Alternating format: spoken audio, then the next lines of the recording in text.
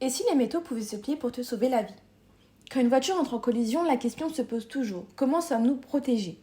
Une des réponses se cache ici, derrière le pare-choc, la traverse avant. On parle souvent de technologies modernes, capteurs, airbags, systèmes embarqués.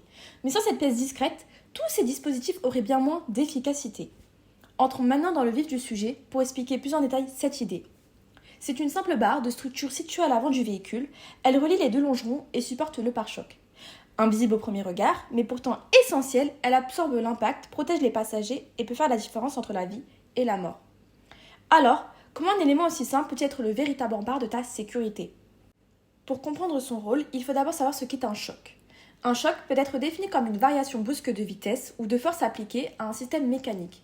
Dans le cas d'un véhicule, un tel choc entraîne une conversion soudaine de l'énergie cinétique du véhicule en d'autres formes d'énergie, principalement sous forme de déformation, de chaleur et parfois de vibration.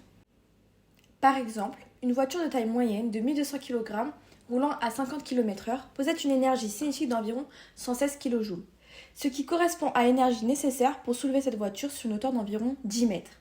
Si aucune structure de protection n'est présente, comme les traverses avant, toute cette énergie est transmise directement à l'habitacle, exposant ainsi les passagers à des risques de blessures graves. C'est pour cette raison que les traverses avant jouent un rôle essentiel dans la sécurité passive du véhicule. Leur mission est d'absorber l'énergie de l'impact en se déformant de manière contrôlée, réduisant ainsi la quantité d'énergie transmise à la cabine. Pour remplir efficacement ce rôle, ces éléments doivent posséder une résistance mécanique élevée afin de supporter les charges initiales du choc, mais également une capacité de déformation importante permettant une dissipation maximale d'énergie sans rupture brutale. C'est la plasticité.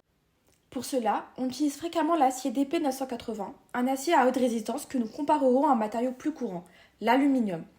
Quand la contrainte augmente, la limite d'élasticité du DP980 de 735 MPa entre en jeu. Le matériau encaisse sans rompre, absorbant progressivement l'énergie. Quant à l'aluminium, dont la limite d'élasticité tourne plutôt autour de 250 MPa, atteindrait déjà sa zone de déformation permanente. De plus, le DP980 pousse encore plus loin, avec une résistance maximale de 1065 MPa et un allongement à la rupture de 13,7%. Il se déforme de façon contrôlée. À titre de comparaison, un aluminium structurel atteint généralement une résistance maximale d'environ 300 MPa, qui est nettement inférieure à celle de l'acier. On peut donc conclure que l'énergie absorbée par l'acier, qui correspond à l'air sous la courbe en vert, est plus grande que celle absorbée par l'aluminium en rouge.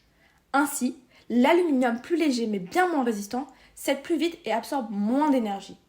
Grâce à la science des matériaux, une pièce discrète, comme la traverse avant, se révèle être un véritable bouclier. Mais la sécurité ne s'arrête pas là. D'autres systèmes comme les airbags renforcent cette protection. Pour en savoir plus sur ce sujet, rendez-vous sur notre chaîne YouTube Minute de l'ingénieur Polytech et découvrez notre vidéo consacrée aux airbags.